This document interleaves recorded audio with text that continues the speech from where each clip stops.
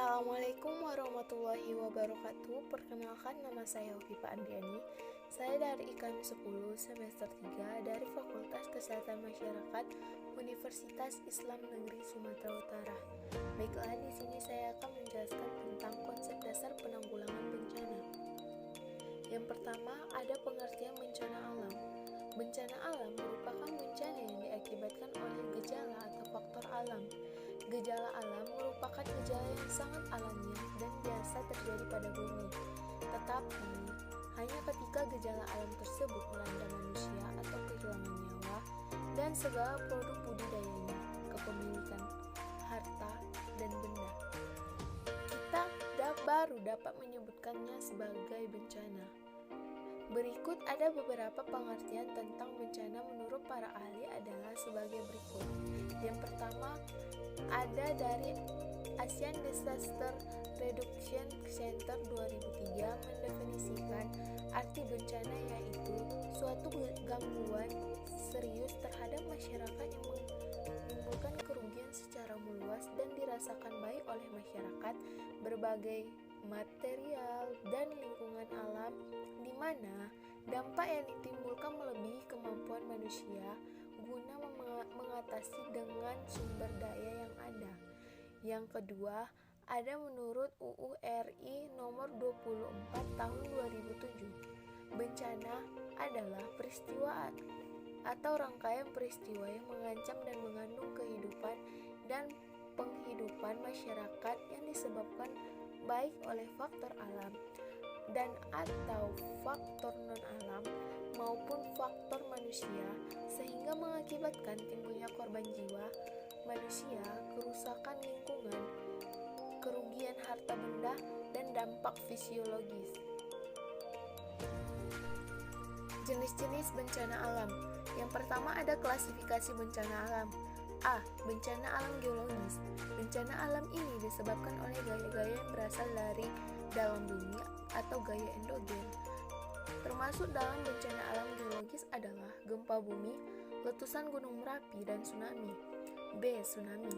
Tsunami adalah ombak yang sangat besar yang menyapu daratan akibat adanya gempa bumi di laut, tumbukan benda besar atau cepat di laut, angin ribut, dan lain sebagainya. Jenis gempa yang dapat menyebabkan tsunami. Yang pertama, gempa bumi yang berpusat di tengah laut dan dangkal mencapai 0-30 km. Yang kedua, gempa bumi dengan kekuatan sekurang-kurangnya 6,5 skala Richter. Yang ketiga, gempa bumi dengan pola sesar naik dan sesar turun. C. Gunung meletus. Berikut adalah berbagai tipe gunung berapi. Yang pertama, ada gunung berapi kerucut atau gunung berapi strato. Yang kedua, gunung berapi perisai. Yang terakhir ada gunung berapi maar. D. Angin puting beliung atau angin ribut. Angin puting beliung adalah angin dengan kecepatan tinggi yang berhembus di suatu daerah yang dapat merusak berbagai benda yang ada di permukaan tanah. Yang E. Tanah longsor.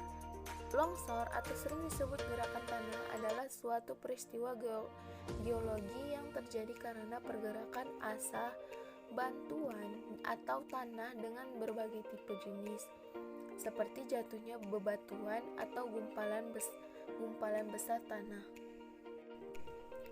Pemanasan global atau global warming. Pemanasan global atau warming adalah adanya proses peningkatan suhu rata-rata atmosfer, laut, dan daratan bumi. Suhu rata-rata global pada permukaan bumi telah meningkat 0,74 kurang lebih 0,18 derajat Celcius selama 100 tahun terakhir.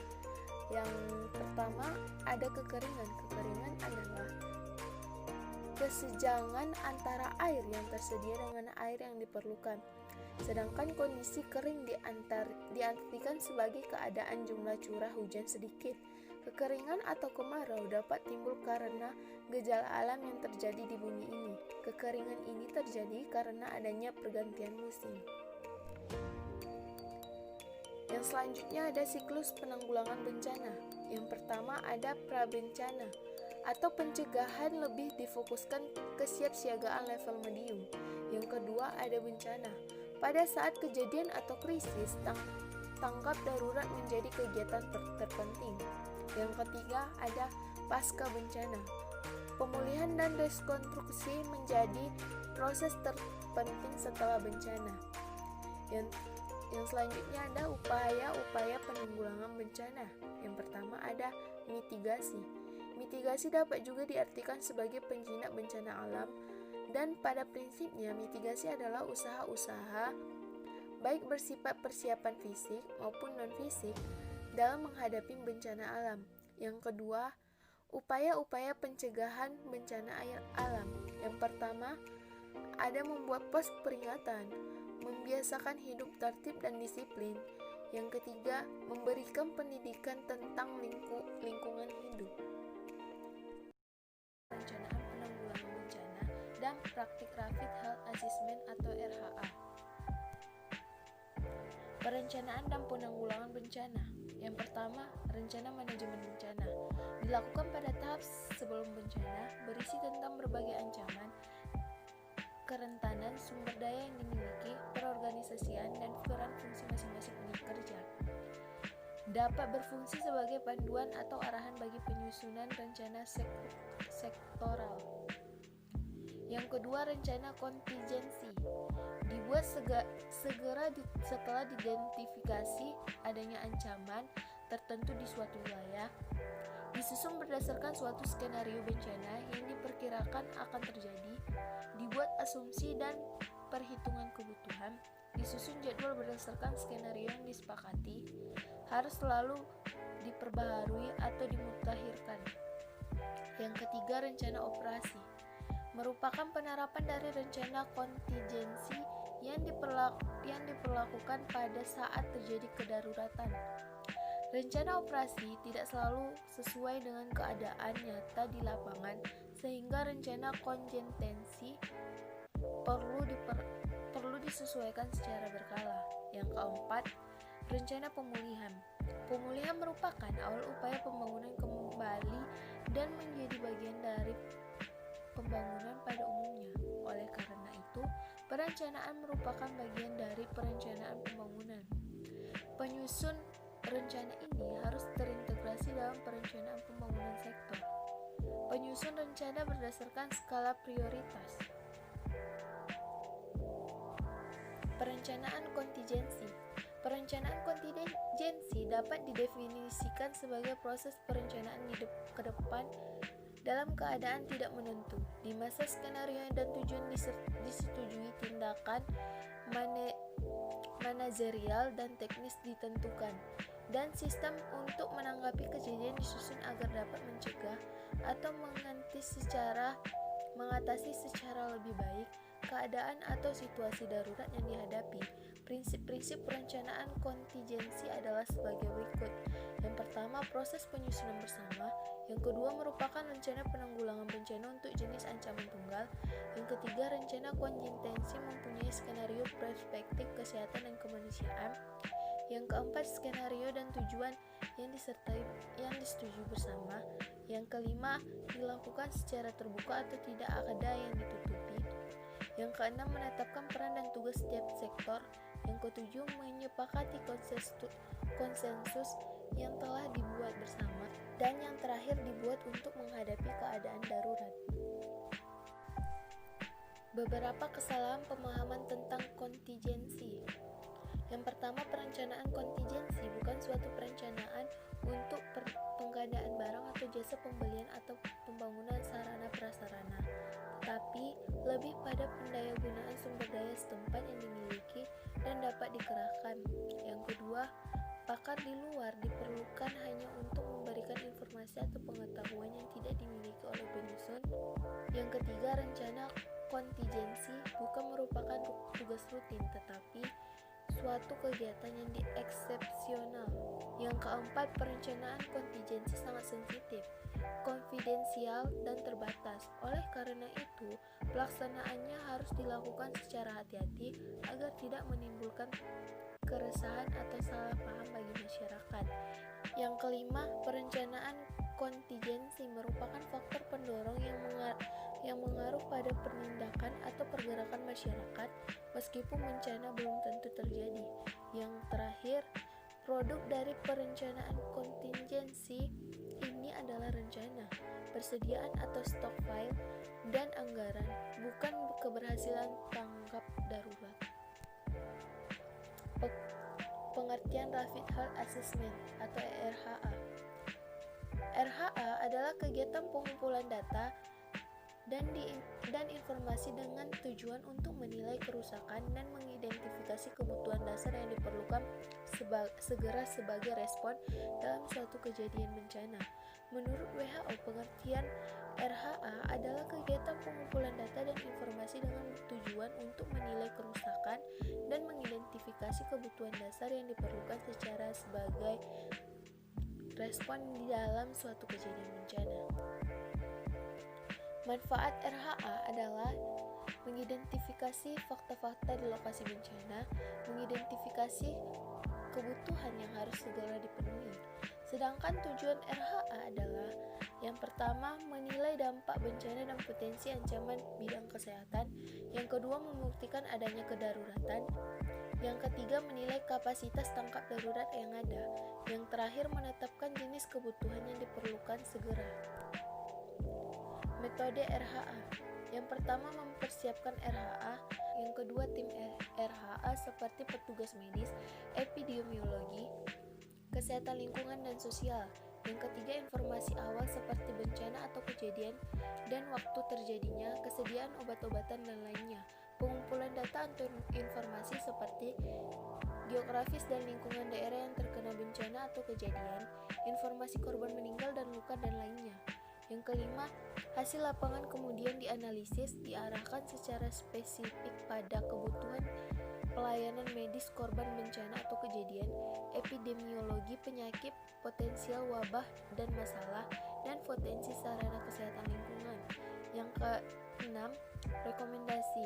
Rekomendasi memuat bantuan obat-obatan, bahan, dan alat, bantuan tenaga medis atau paramedik, surveillance, dan kesehatan lingkungan dan lainnya. Manajemen kesehatan dasar, sanitasi dalam air bersih dalam penanggulangan bencana. Pelayanan kesehatan dasar. Pelayanan kesehatan dasar yang diperlukan pengungsi meliputi yang pertama, pelayanan pengobatan.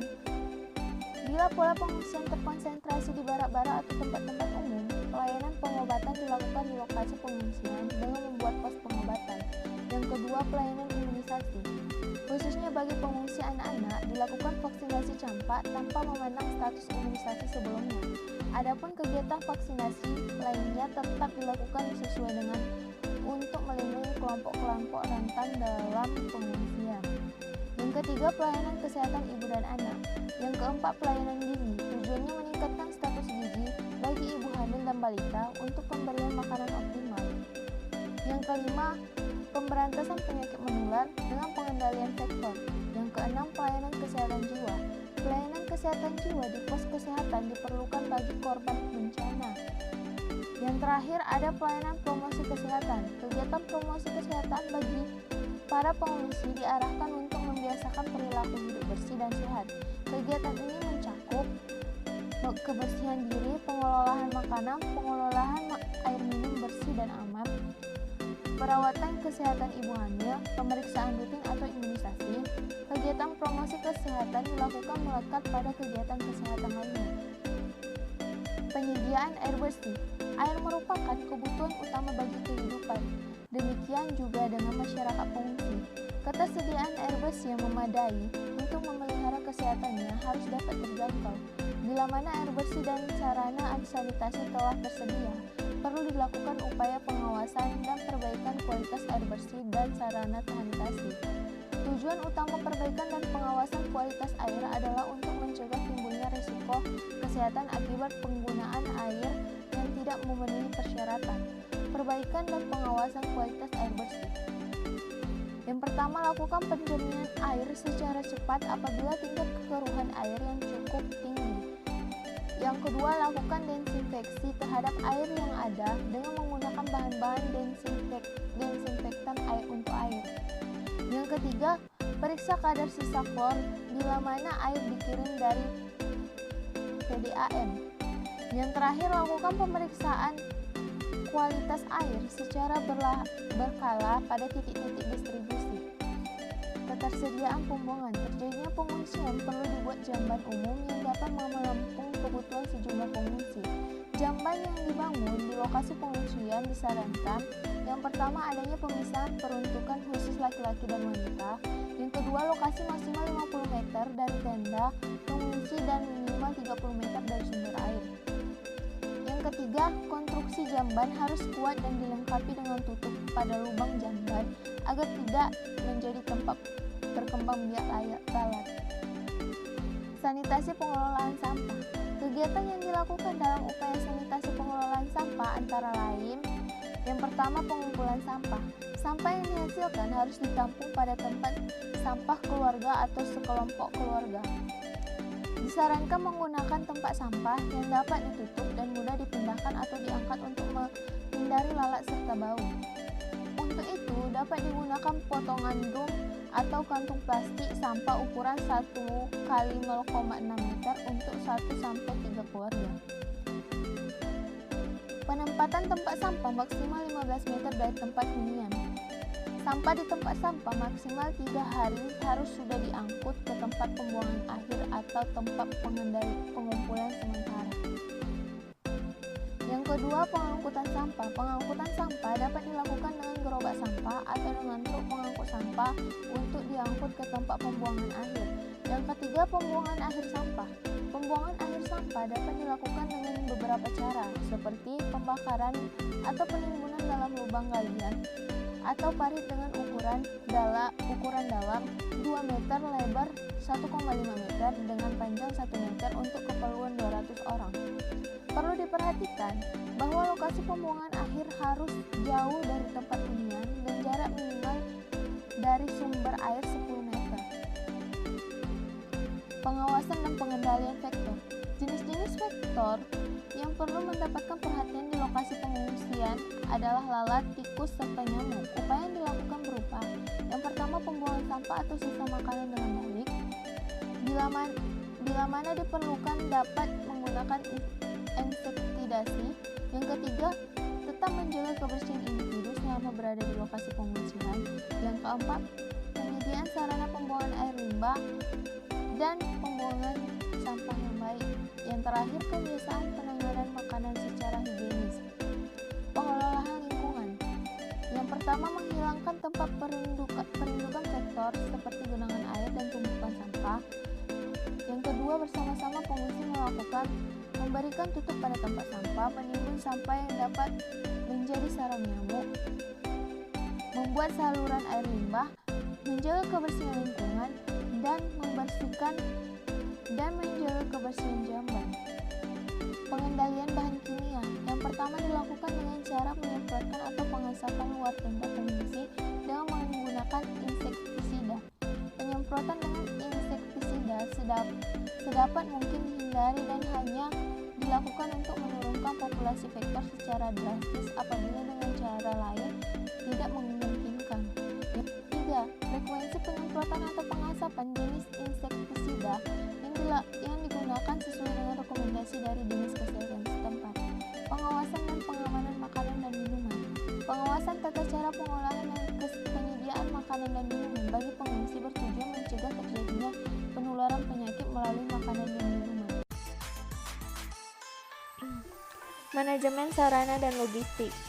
Sarana pengungsian, tempat dalam merencanakan dan melokasikan para pengungsi di lingkungan yang baru harus mempertimbangkan dampak kesehatan lingkungan yang akan dihadapi dan yang akan mereka timbulkan di lingkungan tersebut. Yang pertama, kualitas pemukiman dan kesehatan. Kualitas pemukiman bagi para pengungsi memberikan dampak yang besar pada kesehatan dan kesejahteraan. Sebuah tempat bernaung bagi para pengungsi hendaknya memenuhi persyaratan. Yang pertama, ada fa'ali, istirahat kebebasan pribadi. Yang kedua, ada fisiologi, membina hubungan antar pengungsi. Yang ketiga, kesehatan, tidak menjadi tempat menimbulnya penyakit. Dan yang terakhir, tidak menimbulkan kecelakaan. Tempat bernaung jangka pendek.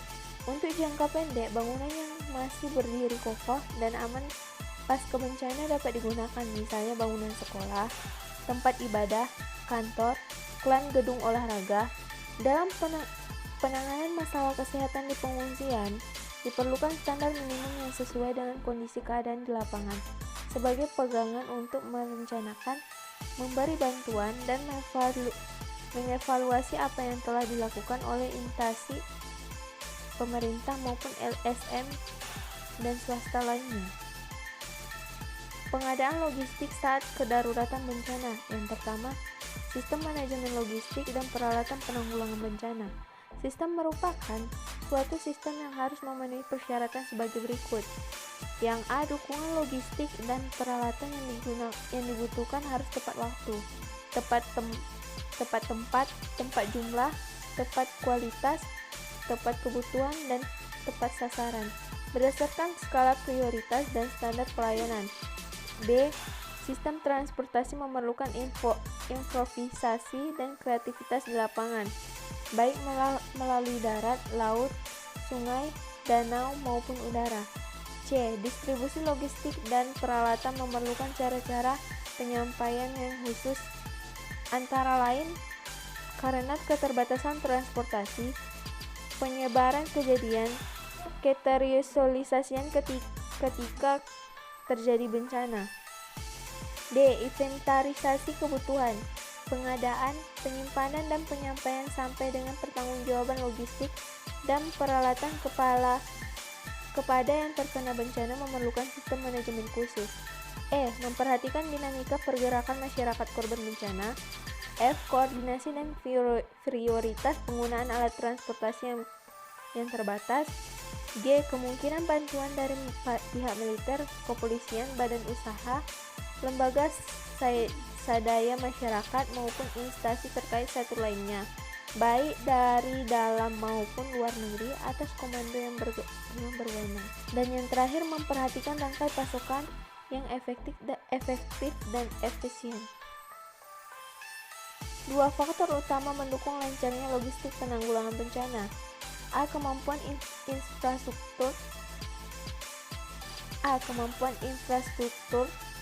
B. Ketersediaan dan jumlah alat transportasi baik secara nasional, regional, lokal maupun setempat. C. Perlu mempertimbangkan faktor politis dan konflik di masyarakat. D. Efektivitas sistem logistik dan peralatan ini sangat dipengaruhi oleh sistem informasi dan pengendaliannya. 3. Rantai pasokan dalam sistem manajemen logistik dan peralatan berdasarkan kepada A. Tempat atau titik masuknya logistik, B. Gudang utama, C. Gudang penyalur, dan yang terakhir, gudang penyimpanan terakhir di pos komando. 4. Proses manajemen logistik dan peralatan. Proses manajemen logistik dan peralatan dalam penanggulangan bencana ini meliputi 8 tahapan yang terdiri dari: yang pertama, perencanaan atau inventarisasi kebutuhan; yang kedua, pengadaan dan atau penerimaan; yang ketiga, penggunaan dan penyimpanan; yang keempat, distribusian; selanjutnya pengangkutan; selanjutnya penerimaan di tujuan; penghapusan dan penanggung-jawaban. Baiklah, cukup sekian penjelasan dari saya, kurang dan janggalnya saya mohon maaf. Wabillahi taufiq wal hidayah. Wassalamualaikum warahmatullahi wabarakatuh.